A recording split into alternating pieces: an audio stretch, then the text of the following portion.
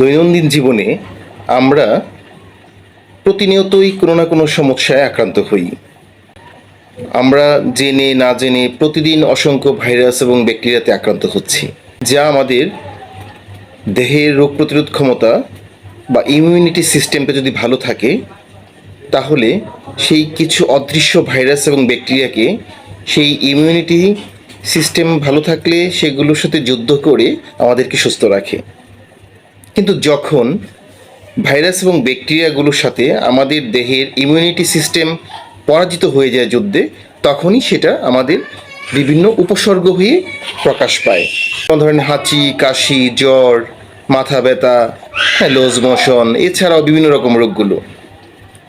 কিন্তু আমরা যদি সচেতন হই এবং আমাদের ইমিউনিটি সিস্টেমটাকে সুস্থ রাখি, উন্নতির দিকে ধাবিত করতে পারি, তাহলে কিন্তু সেই অদৃশ্য যে ব্যাকটেরিয়া এবং ভাইরাসগুলো আমাদের দেহে প্রবেশ করে তা আমাদেরকে দুর্বল করতে পারবে না, এবং সেই ভাইরাস এবং ব্যাকটেরিয়াগুলো রোগের আকারে প্রকাশ ঘটাতে পারবে না।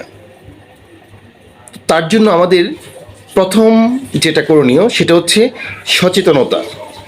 আমরা যদি একটু স্বাস্থ্য সচেতন হই, আমরা যদি আমাদের লাইফস্টাইলটা পরিবর্তন করি, আমরা যদি সঠিক নিয়মে আমাদের প্রতিদিনের রুটিনটা সঠিক নিয়মে পরিচালিত করি, তাহলে আমাদের বিভিন্ন রকম রোগ থেকে আমরা নিজেদেরকে ভালো রাখতে পারবো।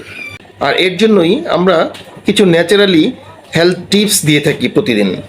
সেই টিপসগুলো যদি আপনারা ফলো করেন, তাহলে দেখা যাবে যে এই অনেক সমস্যা থেকেই আপনি নিজেকে পরিত্রাণ দিতে পারছেন। আমাদের দেহে যখন রোগ বাসা বাঁধতে পারবে না, তখন কিন্তু আমাদের চিকিৎসা প্রয়োজন পড়বে না। আর ইউনানি আয়ুর্বেদিক চিকিৎসকদের মূল উদ্দেশ্য থাকে হচ্ছে একজন মানুষকে সচেতন করে দেয়া, যেন তার ভিতর কোনো রকম রোগের বাসা না বাঁধতে পারে। আপনার দেহে যখন রোগের বাসাই বাঁধবে না, তখন আপনার হাই পাওয়ারের অ্যান্টিবায়োটিক, হাই মেডিসিন, এগুলো কিছুরই দরকার হবে না। যেমন ধরুন, সকালে ঘুম থেকে ওঠার পরেই যদি আপনি 1 গ্লাস কুসুম গরম পানিতে হাফ চামচ হলুদ মিশিয়ে পান করেন, তাহলে তাতে আপনি আপনার ইমিউনিটি সিস্টেম বাড়বে, আপনার হজম শক্তি বাড়বে, আপনার লিভারের কার্যক্ষমতা বেড়ে যাবে, আপনার ত্বক ভালো রাখবে। পাশাপাশি আপনি যদি প্রতিদিন 2 কোয়া রসুন সকালে পান করেন, চিবিয়ে খান কুসুম গরম পানি দিয়ে, তাছাড়া আপনি যদি প্রতিদিন সকালে 2 কোয়া রসুন, একটু আদা, এগুলো চিবিয়ে খেয়ে 1 গ্লাস কুসুম গরম পানি খেয়ে ফেলেন, তাহলে আপনার দেহে অবাঞ্ছিত চর্বি জমবে না, ফ্যাট ভেঙে দিবে। এগুলো রসুন বা গার্লিক আমরা যাই বলি না কেন, এটা কিন্তু আমাদের ইউনানি এবং আয়ুর্বেদিক ভাষায় এটাকে বলা হয় ন্যাচারাল অ্যান্টিবায়োটিক। এই ন্যাচারাল অ্যান্টিবায়োটিক যখন আপনার দেহে ঢুকবে, তখন এই যে ছোটোখাটো যে প্রবলেমগুলো, হাঁচি, কাশি, সর্দি, এইগুলো থেকে কিন্তু আপনি মুক্ত থাকতে পারবেন। নিম পাতা, নিম গাছ খুব পরিচিত একটা উদ্ভিদ।